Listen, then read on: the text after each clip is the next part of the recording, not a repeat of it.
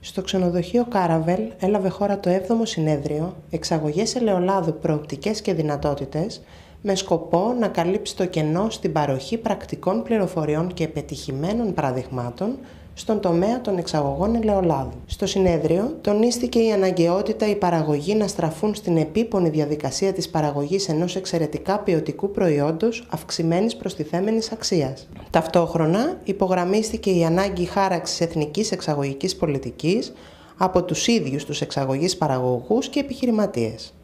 Η διημερίδα έκλεισε πανηγυρικά με την απονομή των βραβείων ποιότητας και συσκευασίας του 7ου Αριστείου Ποιότητας Ελαιολάδου.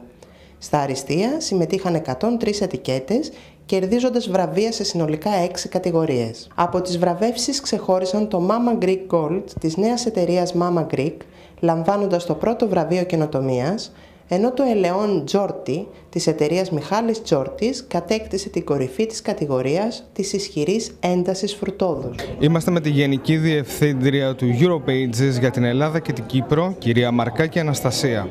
Μιλήσατε για την αναγκαιότητα μιας εθνικής στρατηγικής εξαγωγών. Πολλοί αναμένουν μια τέτοια στρατηγική να έρθει από το δημόσιο τομέα. Πιστεύετε ότι μπορεί να ενεργοποιηθεί από την αγορά και από τους ίδιους τους παραγωγούς και με ποιο τρόπο? Ναι, βεβαίως. Σίγουρα μπορεί να περιμένουμε πολλά πράγματα από το κράτος. Αυτό που έχουμε ευθύνη σαν επαγγελματίες είναι να δημιουργήσουμε εμείς την εθνική μας στρατηγική. Οι φορείς, δόξα τω Θεώ, έχουμε αρκετούς φορείς σε συνεργασία με τους παραγωγούς και με τους συνδέσμους. Όλοι μαζί μπορούμε να καθίσουμε σε ένα τραπέζι, να δούμε τις ανάγκες, να δούμε τις προτεραιότητες και σίγουρα συμβολεύοντας και άλλες αγορές για τις τάσεις που δημιουργούνται να μπορούμε να είμαστε και εμείς δίπλα. Δεδομένου ότι στην Ελλάδα η παραγωγή είναι κυρίως μικρή, δηλαδή κάτω από 10 τόνους, τι είδους μάρκετινγκ θα συμβουλεύατε για την προώθηση του ελαιολάδου αυτού του είδους των παραγωγών? Κοιτάξτε, υπάρχουν δύο εκδοχές. Υπάρχουν και οι συνέργειες. Μπορεί κάλλιστα μια περιοχή να μπορεί να συλλέξει και από άλλους παραγωγούς το ίδιο ελαιόλαδο αν χρειαστεί να έχουμε μια μεγάλη κάλυψη. Τώρα όταν έχουμε πολύ μικρές παραγωγές, αυτό είναι και καλό και κακό. Οι στρατηγικές θα πρέπει να απευθυνθούν σε ένα πολύ μικρό στοχευμένο κοινό, το οποίο μπορεί να είναι και ένα niche market, να μπορεί να διαθέσει τη μικρή ποσότητα για αυτό το εκλεκτό προϊόν.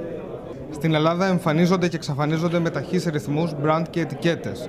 Γιατί συμβαίνει αυτό? Είναι ζήτημα οργάνωσης ή είναι ζήτημα marketing? Εντάξει, και τα δύο μπορεί να είναι παράγοντες.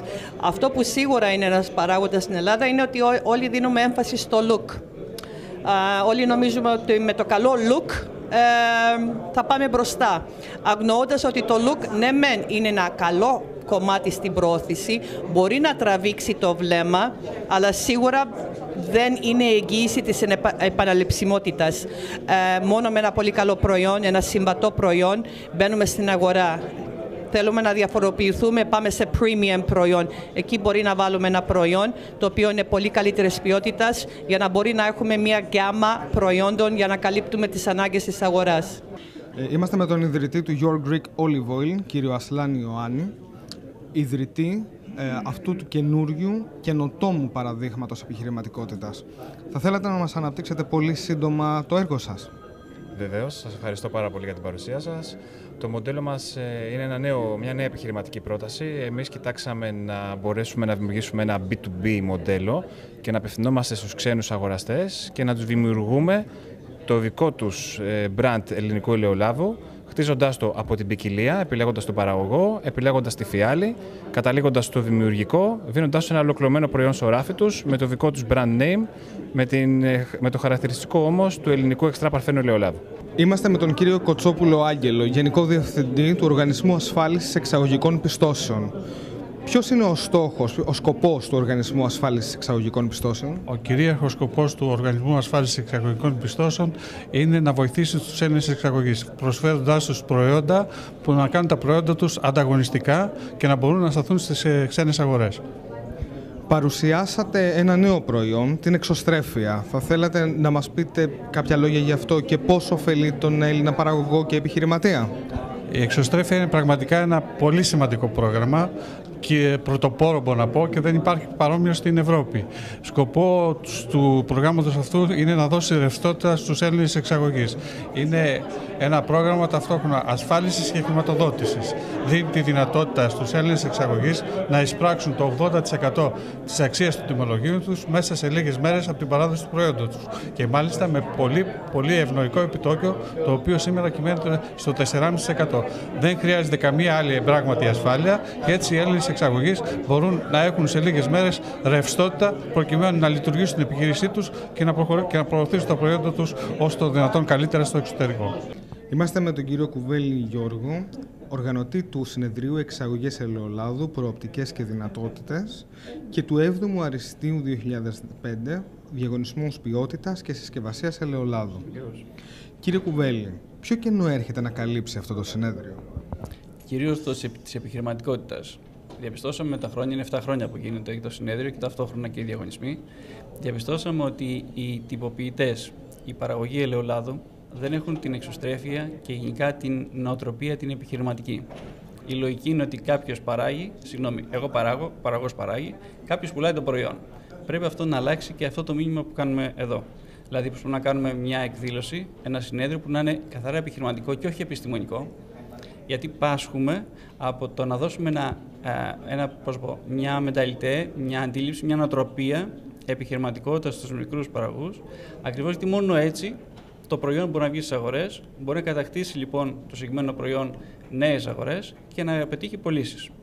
Η λογική το ότι παράγω προϊόν και κάποιος άλλος το πουλάει πρέπει να σταματήσει, γιατί δεν υπάρχει, είναι αδιέξοδο, δεν βγάζει πουθενά.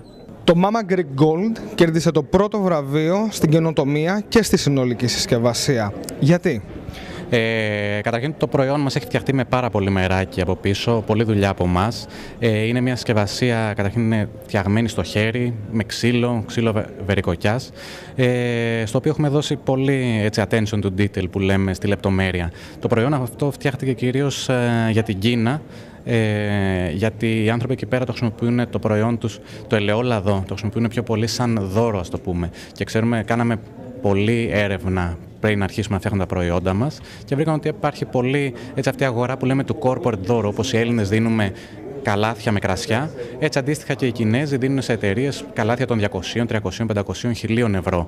Έτσι πιστεύω ότι ήταν πάρα πολύ καλό προϊόν στοχευμένο για την Κίνα, γιατί ο Έλληνας και γενικότερα νομίζω η Δύση δεν έχουμε καταλάβει τους αριθμούς οι οποίοι παίζουν στην Κίνα.